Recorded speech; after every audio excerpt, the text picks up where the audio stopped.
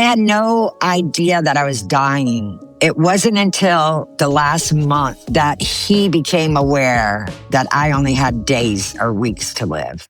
The Chronic Truth Podcast is for informational and educational purposes only. The views expressed by our guests are their personal opinions and do not constitute medical advice. While we share experiences and strategies related to health, neither the host nor the guest are acting as licensed medical professionals unless explicitly stated. Always consult your physician or qualified healthcare provider before making any changes to your treatment plan. Listeners assume all risks associated with implementing any information discussed on this show.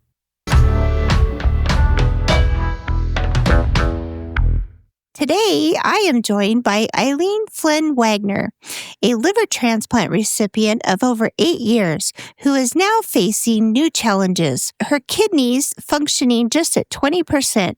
She joins with me to speak candidly about why she believes a kidney and liver transplant should have been done together, the medicine side effects many patients aren't warned about, and just being a voice for organ tissue donation.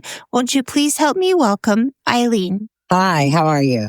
I am so excited to share your story. You have quite a transplant story, and I haven't had any transplants on the show yet, so this is new. So I'm very excited to learn more about transplants. So share a little about your story. Well, so I started off with Hep C and not knowing about it for years and years. And I did the old treatment, the Interferon, 3 different times because my doctor insisted that I was the easy Hep C to cure and that I just wasn't, he insisted I was doing it wrong or something. So I did it 3 times. The third time I only did it for a week.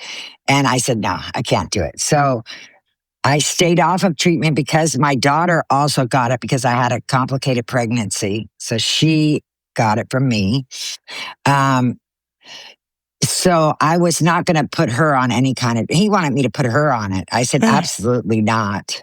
Yeah. So I just left it alone for many years.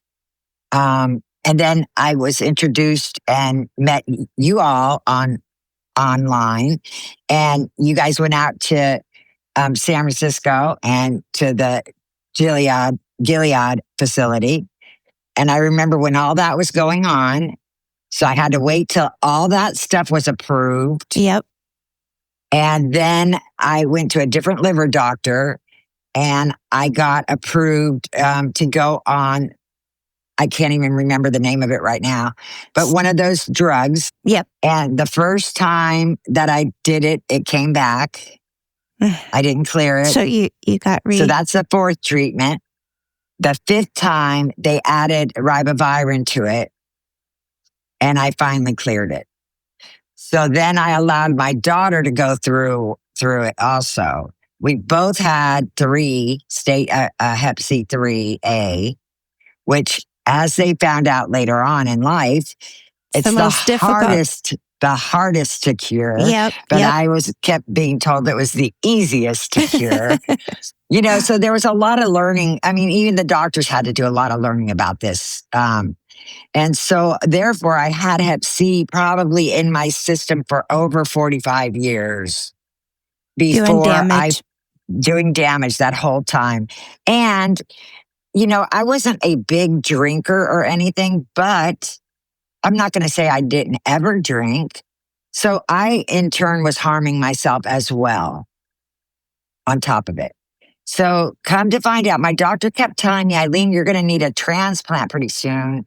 You're going to need to quit smoking. I didn't know all this until stuff came up in my memories. So I did know that I needed a transplant prior to January of 2018, but I don't recall it. Right. So in January of 2018, they said, you have got to go you've got to get on the transplant list. You're really sick. We think we found a tumor, blah, blah, blah, blah, blah. So, and this was after you got cured? Yes. This was 3 years after. Okay. So I had already had damage by the time I got cured. They had already said that. So So then I had to, in order to even be seen by the transplant doctors, I had to quit smoking. I was a smoker, quit smoking, go off my Xanax, my pain pills, my, everything and anything I was on, I had to go off. It's a strict regimen. Very strict. So it took me 6 months to get off of everything. So finally in July of 2018, I went to the liver clinic and went through the assessment. And by this time, I had to have somebody with me at all times. I was starting to get encephalopathy real bad. I started filling up with fluid in my abdomen. So I had to go in for what they call paracentesis constantly. Draining of the abdomen. That's right. And it started, the more, if you had it done, then it filled up quicker for me. It was just filling up and filling up. So, and then my stomach would be like I was 9 months pregnant with triplets. It was just insane. I was 59 years old and I looked like I was carrying triplets. But they would drain and then I would leave there and I would need another drain. So it came to a point where they were draining me 2 to 3 times a week. When it got to the 3 times a week, that was very dangerous. And then I got an umbilical hernia and it attached to the intestines. So he was going to have to do surgery. And he said, if I do surgery on you, I'm going to have to take you off the transplant list because your kidneys are going to fail. But all this time I'm going to see them and I'm doing this and I'm doing that and I'm posting online. Oh, going to get drained today. I had no idea that I was dying. Yeah. Or how severe it was. None. I was in complete denial. My husband too.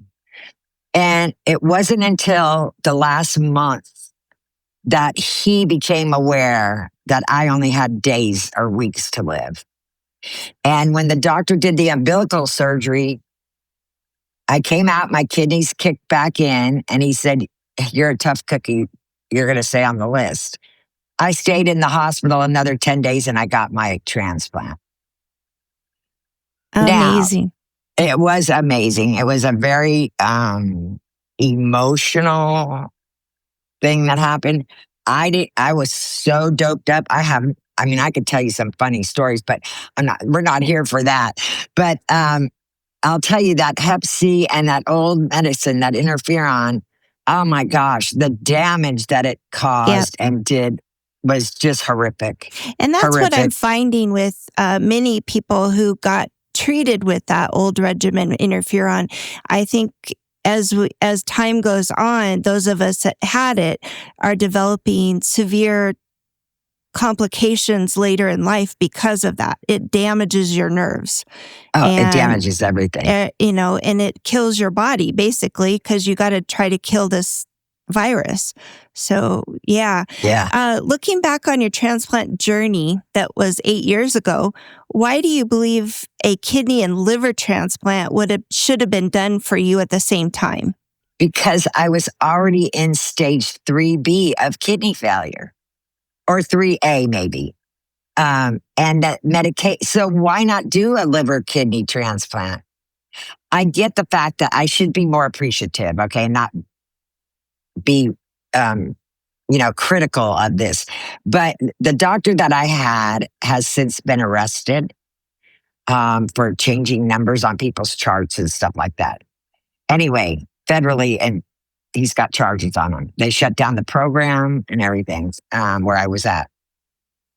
I feel like maybe he didn't think about that, because he himself said, if I go in for surgery on you, your kidneys are going to fail. They're already damaged. Yeah. So why not? And then you go into a huge surgery, which is transplant. Now, question, did you get a cadaver? Yes. And a cadaver for my listeners. I don't like to call that. Yeah, that is a person that signs their donor card, and if they pass away, their family agrees. They agree to donate their organs to someone like yourself. So that could have in hindsight, saved your kidney had you got a kidney and a liver transplant at the same time. Right. But I get it. I only had weeks to live. They didn't have time to go through that process.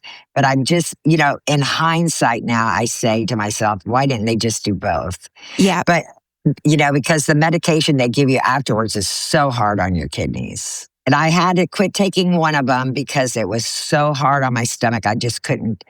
I have a weak stomach. I had a bleeding ulcer back in, 1982. And my stomach is just one of those stomachs that's weak. So the second medication, tacrolimus is one of them, and then was mycophenolate. I can't pronounce the word. Was another one, and I had to quit taking it because it was just too hard on my stomach. So they gave me an old drug that they used to give transplant patients, and it's called Immuron. Immuron. Mm-hmm. That was the one that I was addicted when I was born because my mom was a kidney transplant. She was on Immuron and prednisone. And those are the drugs that I was born addicted to. Wow. So, those are very harsh medications. Well, and I thought Immuron was kind of easy because I could take it and I had no problems. I come to find out it's the one that can cause the skin cancer the most. Yep. And all this other stuff. And I'm like, oh my goodness, all this time I've just been concerned about the tacro. So now I am in kidney failure on my left kidney. I'm not at a dialysis point because what it is, it's my kidney has a blockage. So I don't know whether that's from the medications or not. My right kidney's doing okay. So I have to go in every 3 months and get a stent replacement from my bladder to my kidney. Now, the urologist told me that I had so much trauma to that area because I've had so many surgeries, not just the transplant prior to that, that I had so much trauma to that area that's what caused the blockage.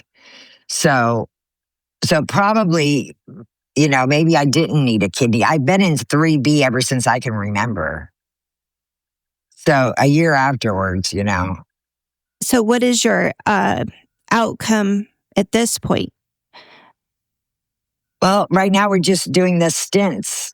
And I'm okay. I mean, I feel fine. I wouldn't have even known there was a problem with my kidneys had I not been doing lab work. Okay. And then I had so many drains that it built up and collapsed part of my lung on my right lung. So I have a partial collapsed lung. I wouldn't have known that had they not told me. I mean, honest to goodness, I mean, I'm not joking either. I would not know that I had these problems because I'm fine. I go and I try to go. Is your liver doing good? As far as I know, my numbers are good. I don't always believe numbers are the answer, but yeah, it is. It is. What stage of your health journey has taught you to be the advocate that you are today? Well, prior to transplant, I was advocating online. I didn't even know it until I, go back in my memories and see. Yep. And then right after I woke up from my surgery, from my transplant, and I just started bawling, thinking about this lady who had given her life. I mean, not, given her life, but she passed away, and she was so incredibly, what a hero, that's all I could say is, and I thought, oh my gosh, I've got to get everybody on board to sign up as organ donors. Yes. Saved my life. I just started crying for her family. About 10 minutes of that. And then I woke up and I said, okay, you can do this, Yep. Be happy, be grateful. Be grateful you got one. And that was really kind of her. I just thought it was such an important thing to do, was to get organ donors. I'm not as involved in that now on my 8th year as I was, because I got a little disillusioned, but it's okay. I mean, that's okay. I still do a lot of volunteer work with different organizations and different things. I totally believe in everybody signing. I think we should have a law that says, you can only back out of it. I mean, if there's a reason, like I can't be an organ donor because of all the anti-rejection medications I've been on. I'm still listed as an organ donor. I do know when I first was diagnosed with Hep C, I wasn't allowed to sign up as an organ donor because they weren't taking organs from someone that was infected with Hep C. But now that there's a cure, you are eligible to be an organ donor. Now, my doctor would not let me sign up for a high-risk liver because he said, Eileen, you had too rough of a time clearing Hep C. We do not want that shit back in your system. Oops, that stuff back in your system. And I said, okay, but I'm willing to because the treatment's fairly easy now. And he said, no, we're not accepting a high risk. And I said, okay. But now, yes, what type of advice would you give? What type of advice would you give someone that's newly coming on, learning that they need a transplant? Yeah. Oh boy. Well, it's a tough decision. You have to really, really want to help yourself. I mean, this is how I looked at it. I was dying. I didn't know that. So I was in a state of oblivion, and whatever. And I was just following the doctors, get a good doctor. Find a good doctor, a transplant doctor, a hepatologist. You need those doctors. Those are, because Houston has a great medical center. Yes. So I was able to get great doctors. Without great doctors, you're not going anywhere. Don't go see a gastroenterologist. No, they're not going to help you. Okay. You have to see a hepatologist, even if you don't have hepatitis C. Even if you don't have hepatitis, you have to see a hepatologist and a liver specialist. And, that's my big advice is make sure you go to the right doctors. Because I could have been going anywhere by my house to the gastroenterologist. I would have never never seen a transplant. So that's really important. Make sure you keep insurance.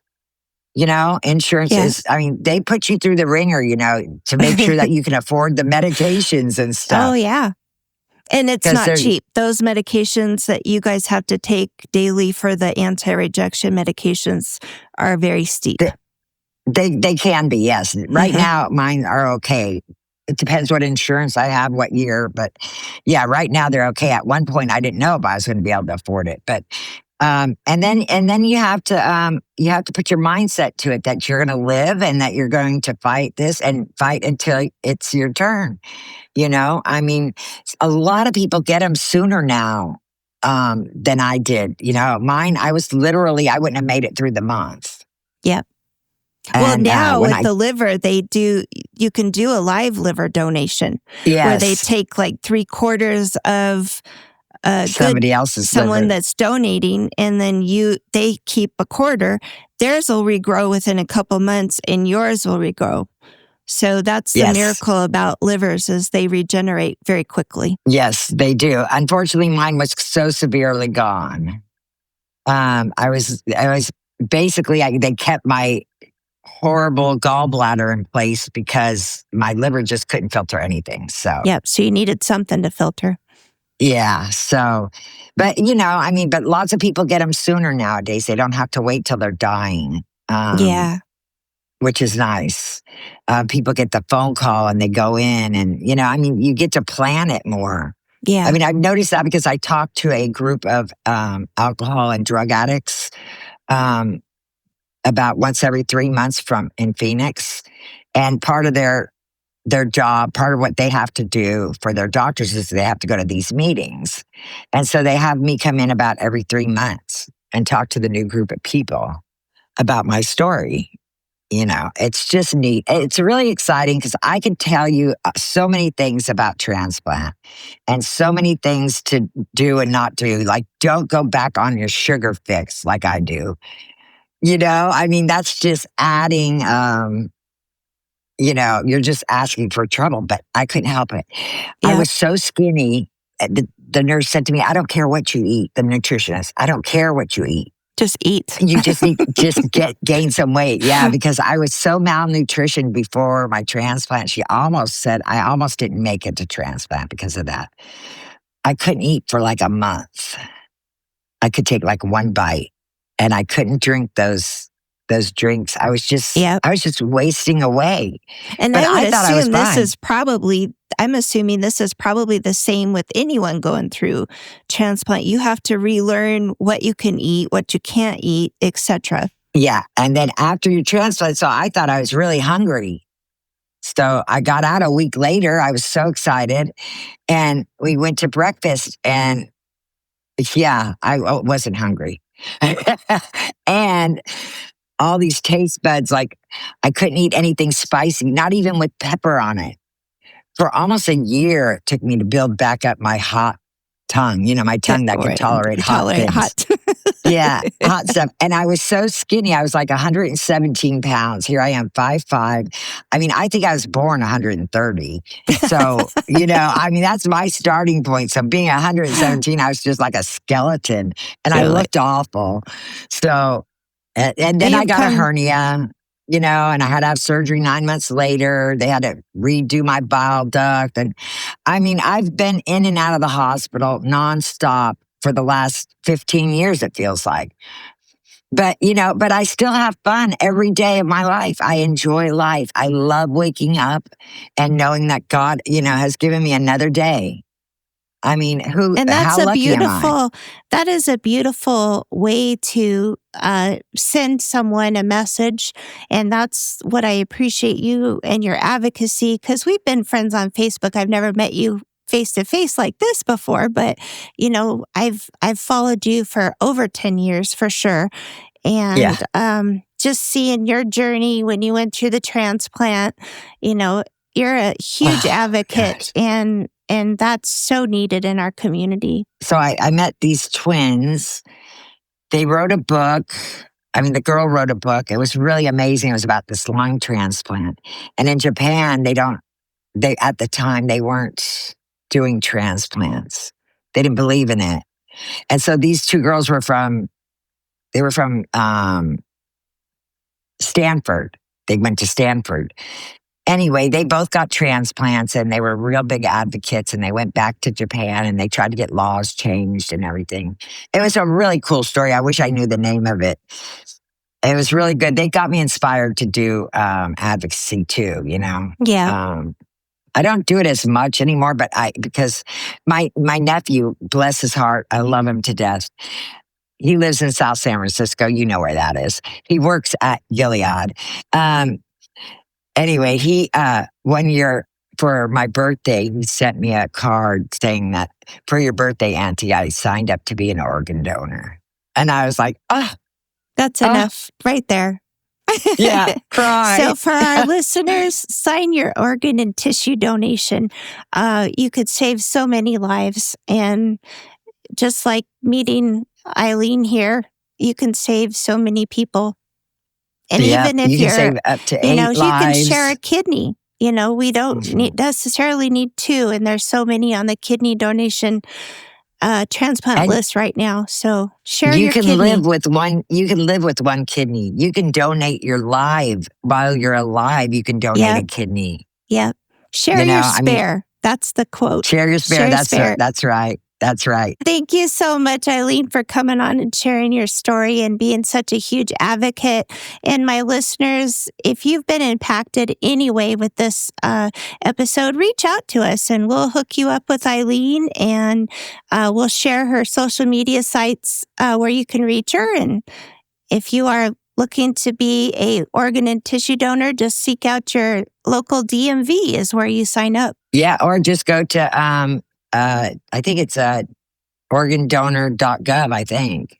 Yeah, I mean, I'm open to talk to anybody about donation and organ donation. If you've been impacted by the show, please go to our website at chronicctruthpodcast.com. That's chronicctruthpodcast.com. Share how this episode has impacted you. And until next week, thank you.